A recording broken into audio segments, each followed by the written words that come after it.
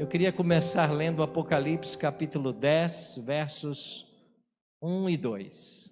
Você pode acompanhar na sua Bíblia, no aplicativo ou aqui na tela. Vi outro anjo forte descendo do céu, envolto em nuvem, com um arco-íris por cima da sua cabeça.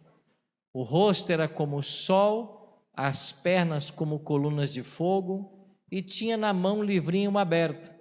E ele pôs o pé direito sobre o mar e o esquerdo sobre a terra. A gente tem que estudar a Bíblia fazendo perguntas para o texto, né? E a primeira pergunta que a gente tem que fazer é: quem é esse anjo do capítulo 10 de Apocalipse? Nós entendemos que é o próprio Jesus Cristo. Mas pastor, Jesus é um anjo? Não, Jesus não é um anjo. Mas ele é também chamado de anjo na Bíblia. No Antigo Testamento, ele é o anjo do Senhor. Ele é um anjo no sentido de que ele traz a mensagem também de Deus. Ele é Deus, não é anjo, mas ele é chamado também de anjo. E por que nós achamos que esse anjo do capítulo 10 é o Senhor Jesus? Primeiro, porque é dito que esse anjo está envolto em nuvem. E no Apocalipse especialmente, Jesus é aquele que aparece sempre entre nuvens. Lembra de Apocalipse 1:7? O que diz lá? Eis que vem com as nuvens. Se você vai para Apocalipse 14, versículo 14, o Senhor Jesus volta nas nuvens. Então, ele sempre está associado a nuvens na Bíblia. Um segundo detalhe que nos leva a essa conclusão é que, além dele estar envolto em nuvens, ele tem o arco-íris por cima da sua cabeça. O arco-íris já havia aparecido no capítulo 4 de Apocalipse. E no capítulo 4, o arco-íris circunda o trono de Deus. O arco-íris é um sinal de aliança entre Deus e seu povo. E depois, quando diz que o rosto era como o sol e as pernas como colunas de fogo, essa mesma expressão já havia aparecido no primeiro capítulo de Apocalipse, dos versos 12 em diante, quando você tem ali uma descrição do Cristo glorificado que João viu na sua primeira visão. Então é por isso que a gente conclui que esse anjo é Jesus. Um segundo detalhe interessante do texto é que ele tem o pé direito sobre o mar e esquerdo sobre a terra. Ele está numa praia, né? Porque a praia é onde a terra e o mar se encontram. Mas por que ele tem um pé sobre o mar e um pé sobre a terra? Esta posição, ela denota a autoridade de Cristo. Ele tem autoridade sobre terra e mar. Você entende por que lá em Apocalipse 13 surgem duas bestas? E de onde elas vêm? A primeira vem da onde? Do mar. E a segunda? Da terra. Por que elas vêm do mar e da terra? Porque essas duas bestas, elas estão ameaçando a autoridade de Cristo. Elas querem tomar o senhorio de Cristo. Porque ele domina sobre terra e mar. No capítulo 13, as bestas virão da terra e do mar para tomar-lhe o poder. E ele tem na mão um livrinho aberto. Que livrinho é esse? A primeira tendência nossa é achar que é Apocalipse, porque a palavra Apocalipse quer dizer revelação. É um livro que está aberto. Só que nesse momento o Apocalipse ainda está sendo escrito, está sendo composto. Então não pode ser o Apocalipse. Mas é um livro que estivera fechado e agora está aberto. Qual dos 66 livros da Bíblia esteve por um tempo fechado? Daniel. E o anjo disse para Daniel que ele estaria fechado até quando? Até o tempo do fim. E se esse livro agora está aberto, quer dizer que o capítulo 10 de Apocalipse, ele está falando que o tempo do fim chegou. As cenas do capítulo 10 são cenas do tempo do fim. Nós temos que aprender sobre dois tempos na Bíblia: últimos dias e tempo do fim. Os últimos dias são inaugurados por Cristo, quando ele veio a primeira vez. Então, desde a primeira vinda de Cristo, nós estamos vivendo os últimos dias. Agora, o tempo do fim, quando o livro de Daniel seria aberto, ele chega com o cumprimento de duas profecias de tempo. Os 1260 anos de supremacia papal, que terminaram em 1798, e a purificação do santuário no final das 2300 tardes e manhãs, que aponta para 1844.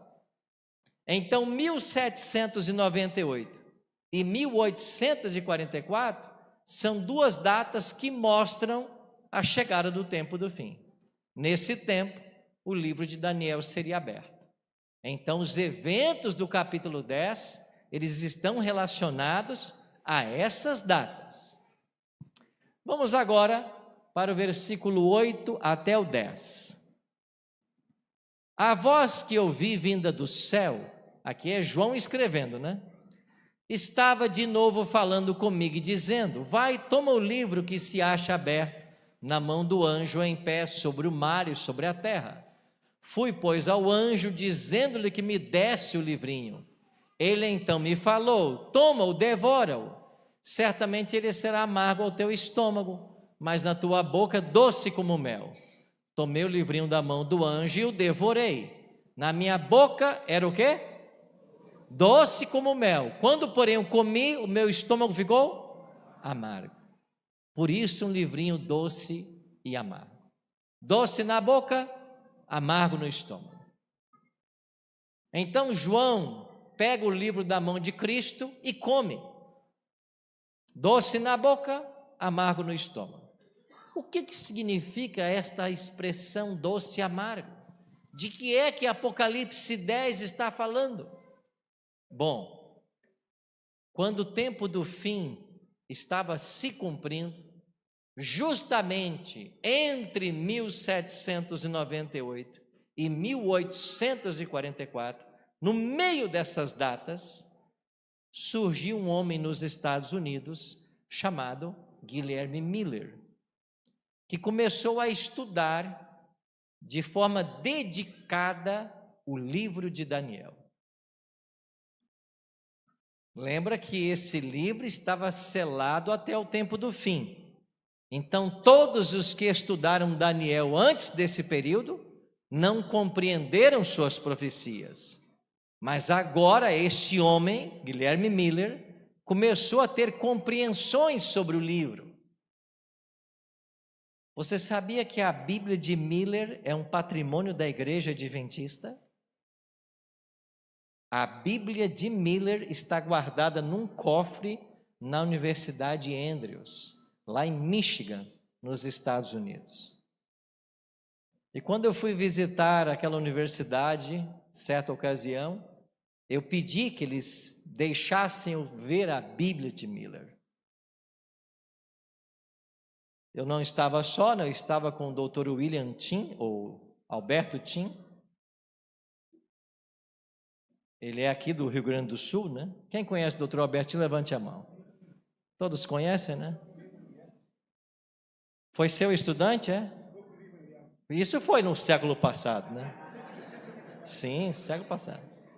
Eu também estudei no século passado. E aí, porque eu estava com um bom gaúcho, eles não só deixaram eu ver, como deixaram eu pegar na Bíblia de Miller. Aí me deram uma luvinha branca, eu coloquei nas mãos. Entrei no cofre e eu peguei na mão a Bíblia de Miller. E tem duas partes da Bíblia de Miller que estão surradas de tanto uso. Quais são as partes? Todo mundo atira 5 nessa pergunta. Daniel, é verdade, e os evangelhos. Porque Miller era uma pessoa apaixonada por Jesus. E ele estudou a profecia das 2.300 tardes e manhãs, que passa pela profecia das 70 semanas, que fala da obra do Messias, e ele estudou muito sobre Jesus Cristo. Então, na Bíblia dele, o livro de Daniel e os 4 evangelhos são partes surradas de tantas leituras. E Miller chegou à seguinte conclusão: com base na profecia de Daniel 8,14, Jesus voltará à Terra por volta de 1843 até 1844. Na época de Miller, os teólogos acreditavam que o santuário a ser purificado, em Daniel 8,14, era o planeta Terra. E Miller também aceitou essa ideia. Daí, se pensar que na purificação do santuário era a volta de Jesus. Miller fez todos os cálculos proféticos e chegou à seguinte conclusão: Jesus volta entre março e abril de 43 até março e abril de 44. É aí que ele volta. Aí está o último ano da profecia. E ele começou a pregar essa mensagem. Entre 1842 e 1844, Guilherme Miller fez cerca de 800 sermões. Pregava dia e noite. E esse movimento millerita foi ganhando adeptos, ganhando força. E todos esperavam que Jesus voltasse no dia 22 de outubro de 1800, ou entre março e abril de 43 e março e abril de 44. Acontece que chegou março e abril de 43, março e abril de 44, e Jesus não voltou. Mas Miller não era o único que pregava isso. A gente às vezes acha que só Miller estava chegando a essas conclusões. Não. A história aponta o jesuíta Manuel Lacunza, Gutierre de Rosas, que era um mexicano, Adam Burwell, um missionário canadense, R. Scott, um pastor batista, Joseph Wolff, um outro missionário. Todos esses homens pregavam que Jesus voltaria por volta de 1843, 1844. Mas quando chegou março e abril de 44 e terminou o ano dado por Miller para a volta de Jesus, Jesus não voltou. E houve ali um primeiro desapontamento. Mas esses milleritas, os seguidores de Miller, se reuniram numa campal, numa cidadezinha dos Estados Unidos chamada Exeter. E nessa cidade estava acontecendo no mês de julho ou em agosto, por ali, uma campal. E nessa campal se levantou um homem. E esse homem que se levantou chamava-se Samuel Snow. E Samuel Snow disse o seguinte: nós estávamos esperando a volta de Jesus para os meses de março e abril. Mas o povo de Israel celebra 7 festas, sendo 4 delas na primavera e 3 no outono. Só que o dia da expiação, que é a purificação do santuário, não acontece na primavera. Esta festa é celebrada no outono. Então nós não podemos esperar a volta de Jesus para março e abril. Nós temos que esperá-la para setembro ou outubro. E eu fiz os cálculos. O dia da expiação do calendário judaico, que é o 10º dia do 7º mês, neste ano de 1844, vai cair no dia 22 de outubro. Ou seja, daqui a mais 60 ou 90 dias, Jesus voltará à Terra. Agora imagine você essa descoberta bíblica a 60 dias da data do fim do mundo. O que você faria se você tivesse uma convicção plena, bíblica, que Jesus voltaria daqui a 60 dias, você iria segunda-feira trabalhar? Você iria para a faculdade? Você iria fazer alguma outra coisa? Não. O que nós iríamos fazer? Nós iríamos pregar. Nós iríamos pegar tudo que nós temos e aplicar na pregação do Evangelho. Nós iríamos fazer as pazes com todas as pessoas. Nós iríamos pedir perdão a quem nós ofendemos. Nós confessaríamos todos os pecados. Pois foi isso que eles fizeram. Eles abriram mão de tudo, porque eles achavam agora com certeza bíblica que Jesus volta no dia 22 de outubro. Inclusive, um dos grandes pioneiros dessa igreja, o capitão Bates, pegou tudo que tinha e aplicou para pregar o Evangelho. Aí a sua esposa Prudence disse assim: amor, vai lá no comércio e compra uns quilos de farinha, de trigo, para a gente assar uns pães aqui. E ele foi e voltou com 2 quilos de trigo. Aí a mulher falou assim: mas você só comprou 2 quilos de trigo? Mas não foi isso que você pediu? Sim, eu pedi isso, mas o capitão Bates vai ao mercado e me volta com 2 quilos de farinha de trigo.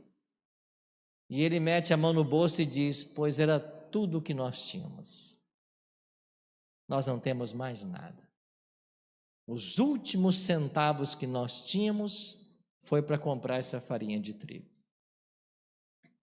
E ela começou a chorar e disse: e o que nós faremos agora de nossas vidas? O capitão Bates deu uma resposta que virou um quadro.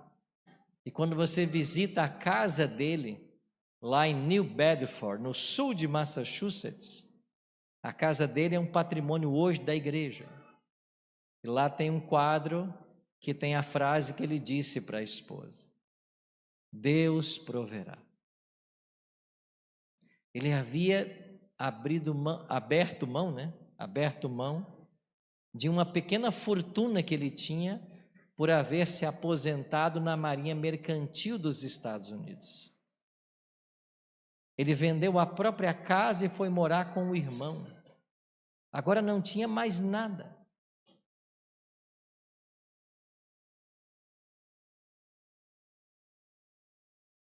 Uma voz disse para ele: vá ao correio.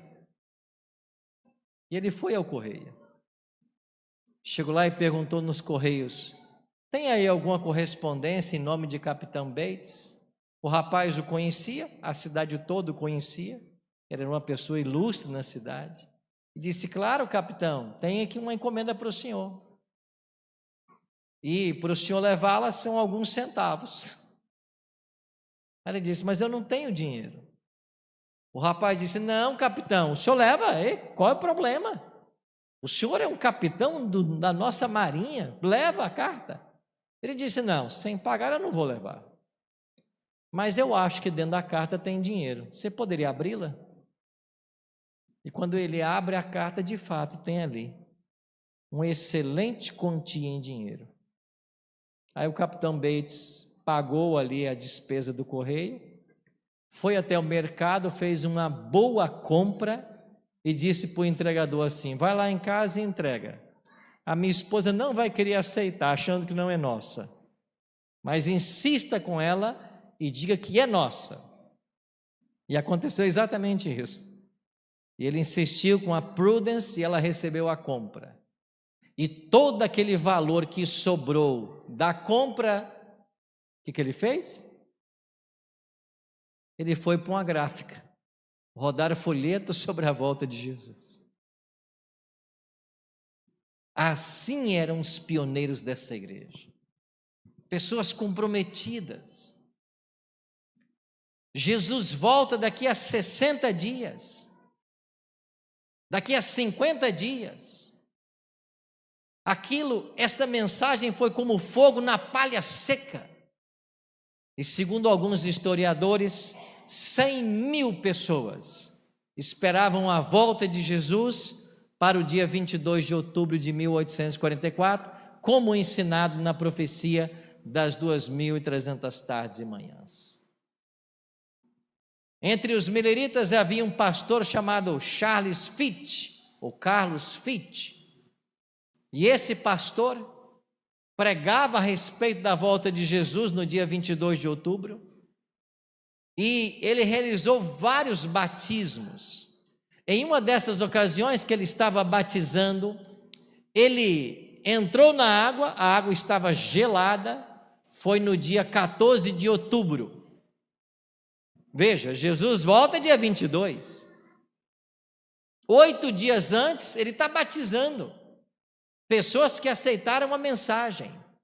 E ele entrou nas águas geladas do Michigan, realizou um batismo. Quando ele estava saindo, chegou mais gente: pastor, eu também quero me batizar.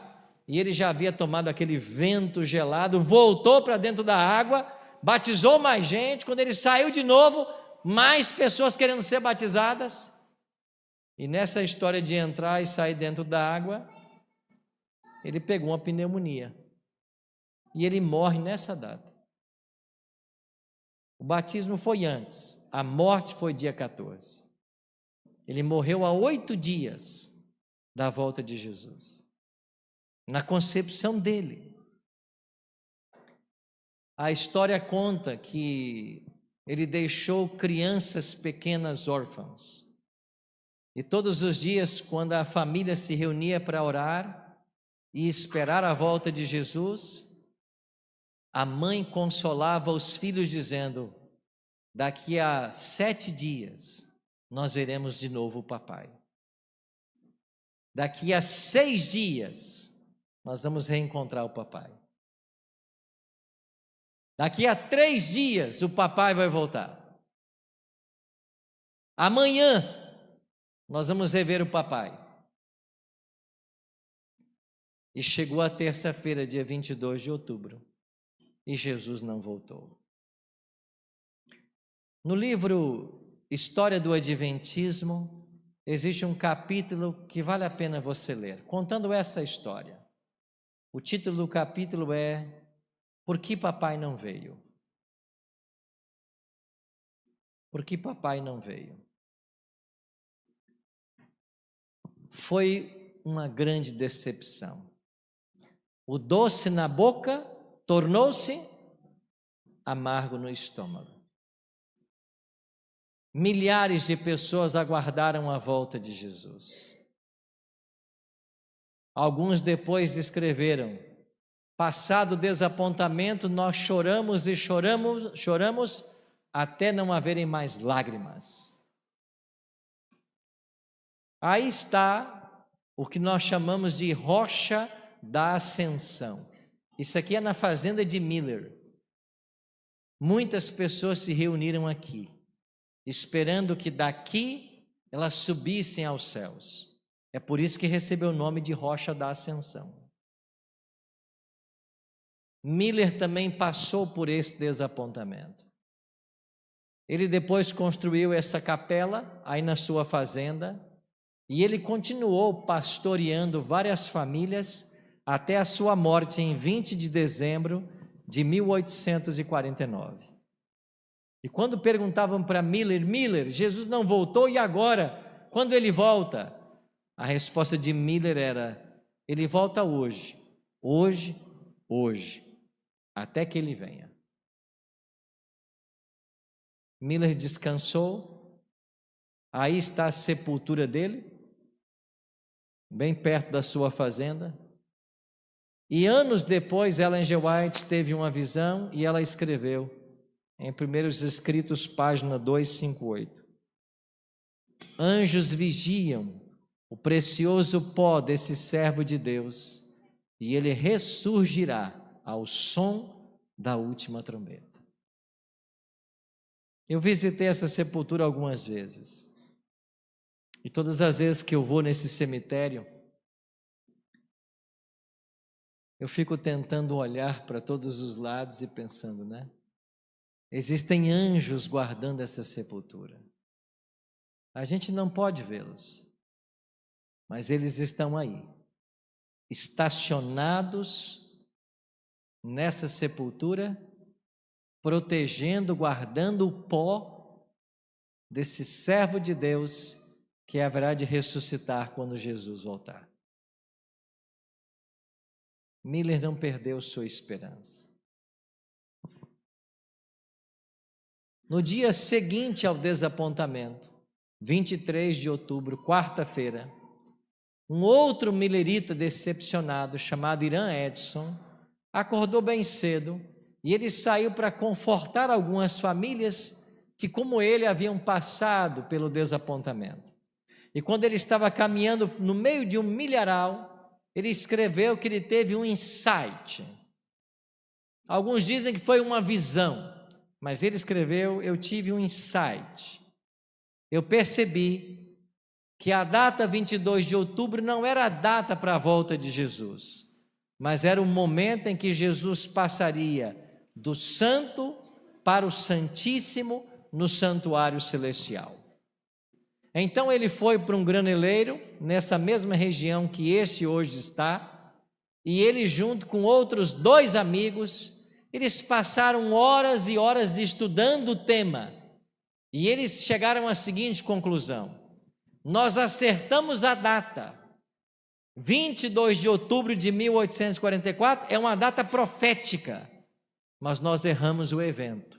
Não é a volta de Jesus, mas era a passagem dele do santo para o santíssimo. Ou seja, desde sua ascensão, Cristo estivera no santuário celestial, atuando como sacerdote. E lá ele ficou por 1813 anos.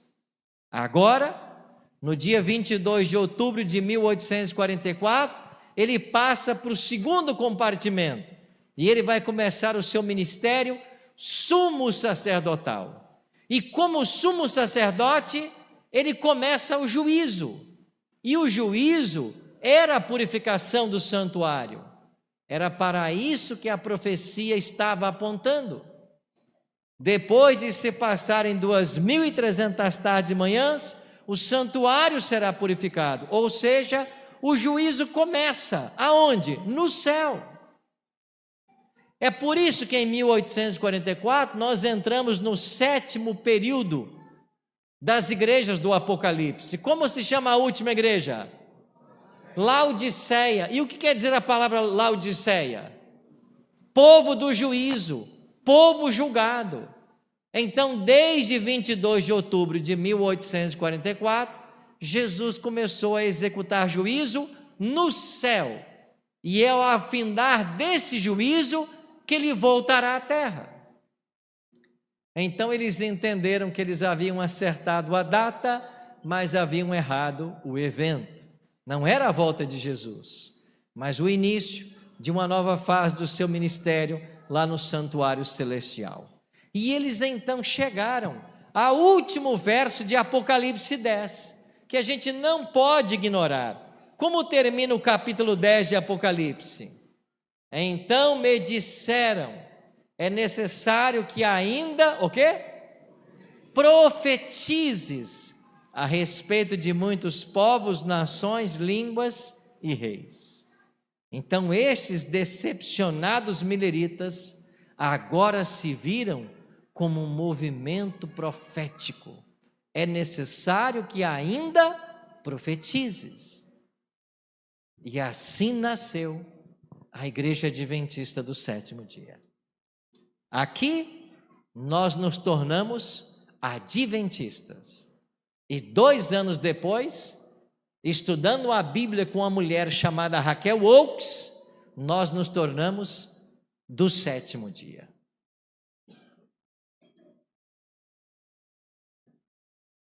E qual é a mensagem que nós temos para anunciar?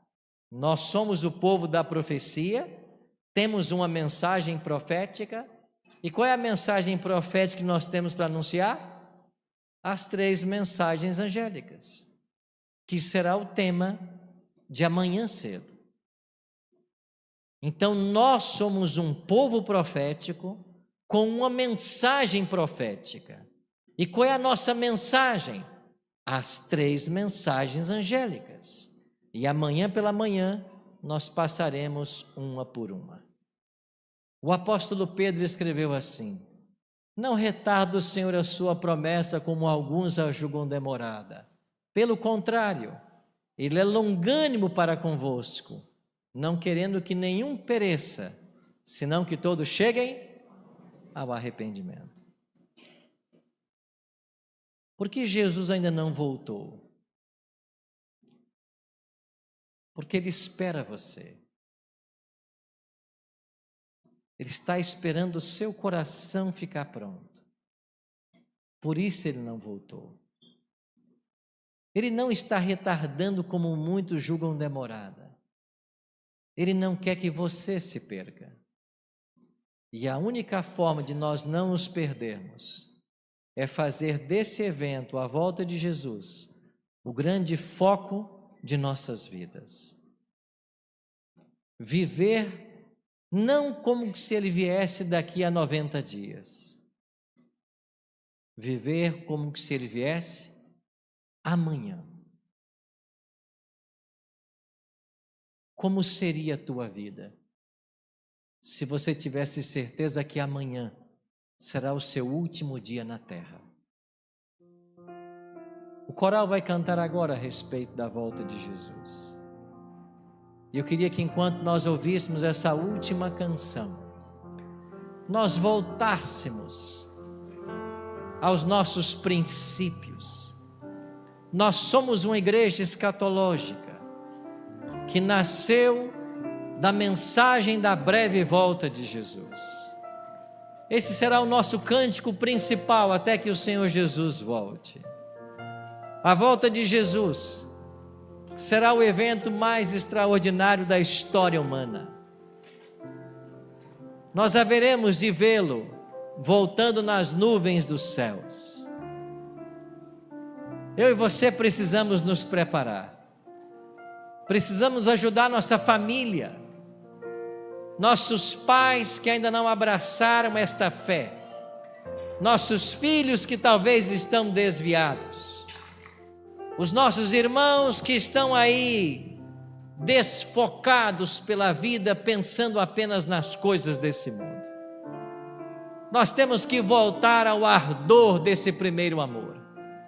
Aquele doce na boca tem que voltar a ser uma realidade da nossa igreja. Só que agora, pelos olhos da profecia, não haverá o amargo no estômago. Não teremos mais a decepção. Porque agora estamos com a data certa e o evento certo. O evento é a volta dele e a data é como dizia Miller, é amanhã, ou é hoje, até que ele volte. E se você nessa noite quer renovar a sua fé com Deus, quer se comprometer com Ele a se preparar para esse glorioso dia, enquanto o coral louvar a Deus, quero convidar você também a ficar de pé. Enquanto eles cantarem, se você deseja se preparar para esse evento, ajudar outros a se prepararem, você vai ficar de pé e vai se comprometer com Deus a passar essa mensagem para outros e a também se prepararem. Deixa eu dizer uma coisa para você aqui. A coisa mais importante da sua vida não é você encontrar um rapaz e uma moça para casar. Isso é coisa boa, mas não é a prioridade. A prioridade não é você terminar a sua faculdade. Isso é uma coisa importante, mas isso não pode ser a prioridade na sua vida. Talvez você ache que a sua prioridade é conquistar a independência financeira, ter a sua casa própria, nunca mais pagar aluguel, não depender de mais ninguém, ter independência financeira. Isso é bom, mas isso não é prioridade.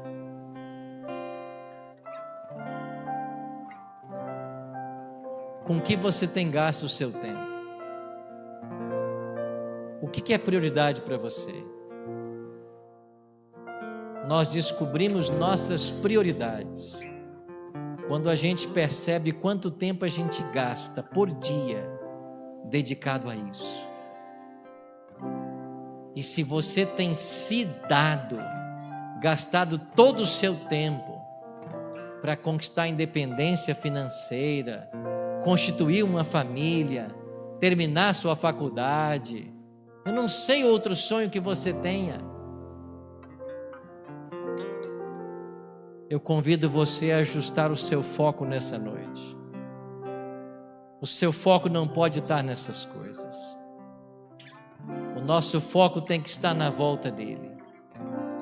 E quando a gente passa a viver essa esperança todo dia, a gente vai continuar batalhando por outras coisas, mas elas não são mais a prioridade.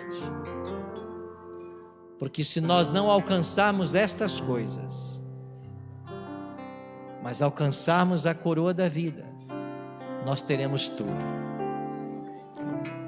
Agora, se você alcançar tudo que você sonha nessa terra e perder sua coroa, você não tem nada. Você não tem nada.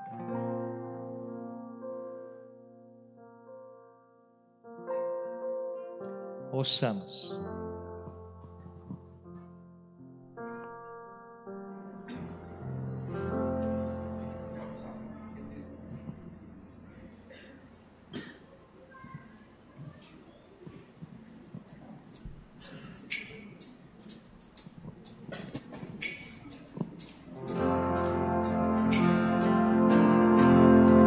Às vezes estou sozinho a orar e começo a pedir: volte logo, Jesus. Às vezes parece que não vou suportar este mundo de dor. Volte logo, Jesus. Volte logo, Jesus. Volte pra nos buscar. Vem teu povo curar, levar-nos ao lar que nos preparou. E enquanto esperamos este dia chegar, guia, Senhor, teu povo com amor. Volte logo, Jesus. Volte logo, Jesus. Aleluia.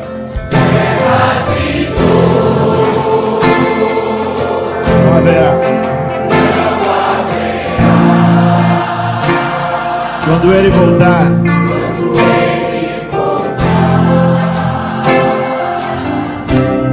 tudo aqui passará.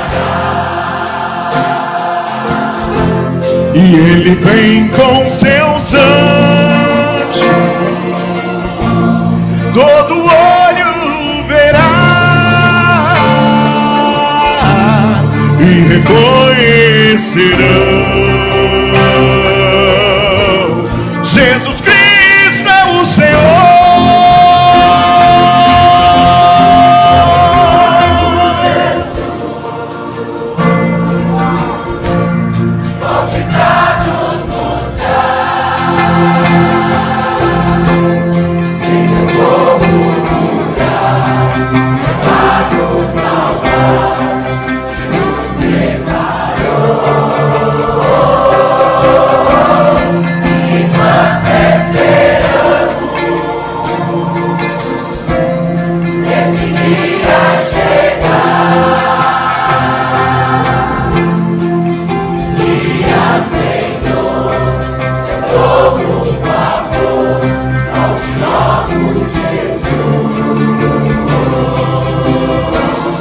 Volte logo, Jesus.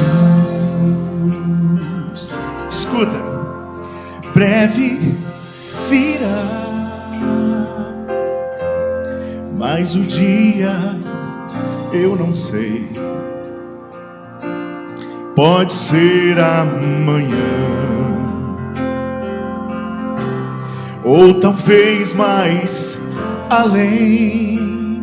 Canta com a gente. O tempo é agora de buscar o Senhor, se preparar pra com Ele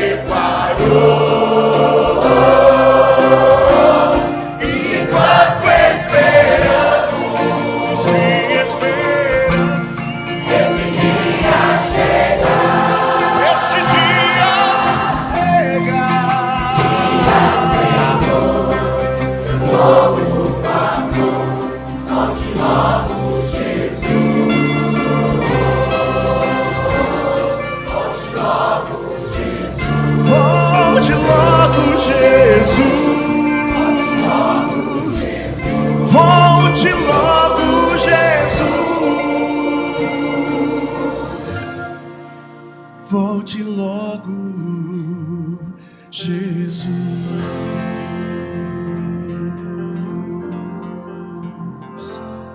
Aleluia.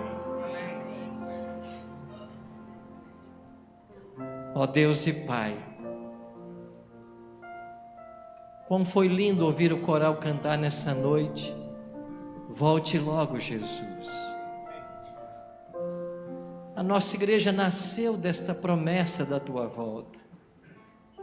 No princípio foi muito difícil, porque o doce na boca se tornou amargo. A decepção foi grande, Jesus não voltou. Mas não haverá um novo desapontamento. Nós aguardamos agora a tua vinda, e a tua palavra diz que ela é certa, porque em um breve tempo, em um poucochinho de tempo, aquele que há de vir virá, e não tardará. Senhor, nos ajuda a colocar esse evento como foco da nossa vida. Assim começamos a nossa igreja, assim ela vai terminar. Abençoa a tua igreja aqui em Novo Hamburgo. Todos nós que estamos aqui dentro desse templo, os amigos que estão conosco, essas pessoas maravilhosas a quem o Senhor tanto ama. Abençoe a todos e que saímos daqui nessa noite com a certeza de que logo, logo o Senhor voltará. E nós queremos ir para o céu contigo. Prepare-nos para esse evento. Oramos em nome de Jesus.